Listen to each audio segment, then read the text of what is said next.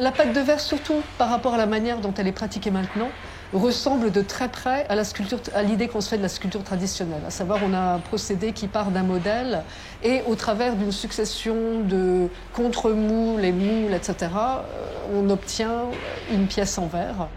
C'était une technique qui est antérieure au soufflage, dans l'histoire, c'est-à-dire qui date à peu près du XVIe siècle avant Jésus-Christ, Mésopotamie, Égypte ancienne, etc., etc. Et à partir du moment où le soufflage a été découvert, c'est tombé complètement dans l'oubli. Ça a redémarré par l'intermédiaire de quelques sculpteurs et céramistes qui, de par la similarité entre les deux matériaux, ont commencé à essayer de redécouvrir la technique. Par le biais de la pâte de verre, on arrive à créer des reproductions absolument exactes d'objets, chose qu'on ne pourrait pas faire en soufflage.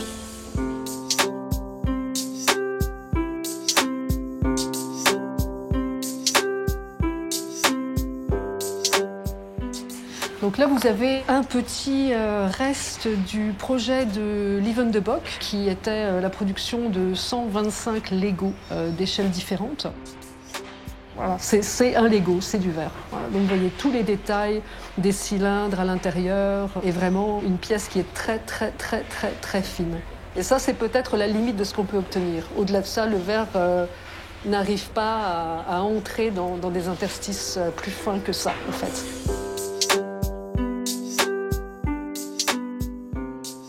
Une technique qu'on utilise beaucoup en pâte de verre, c'est la technique de la cire perdue, qu'on utilise en fonderie, qu'on utilise en sculpture. Donc, à partir de cette cire-là, il va falloir que je crée un moule qui est ce qu'on appelle un moule réfractaire. Et le moule réfractaire va être capable de résister à des températures élevées pendant un certain nombre de temps, voilà, sans perdre sa cohésion. Donc, on va former un moule autour de cette cire. Et après, on va faire fondre la cire pour avoir la forme négative de l'os contenu dans le moule. Et le creux, laissé par la cire, va être rempli par du verre.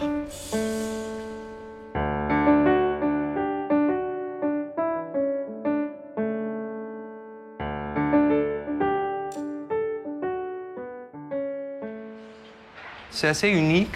C'est un matériau qui, oui, on coupe ça, pas comme le bois ou le métaux, on travaille pas comme le bois ou le métaux. C'est assez génial à travailler avec un matériau fondu comme ça, et en plus avec un four. Et oui, ça peut être vraiment dramatique et oui, peut-être c'est magique.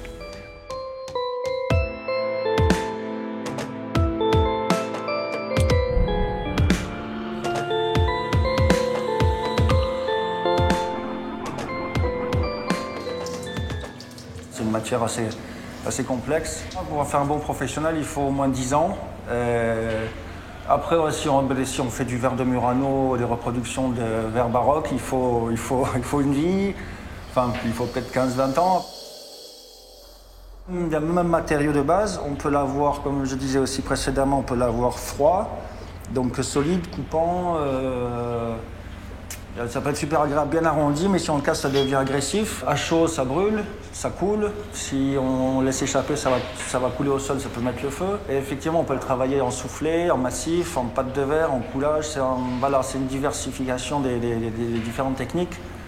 Après, à froid, ça peut se couper aussi, ça peut se meuler, ça peut se sabler. Même des mêmes matériaux de base, on va pouvoir avoir un panel de techniques super diversifié.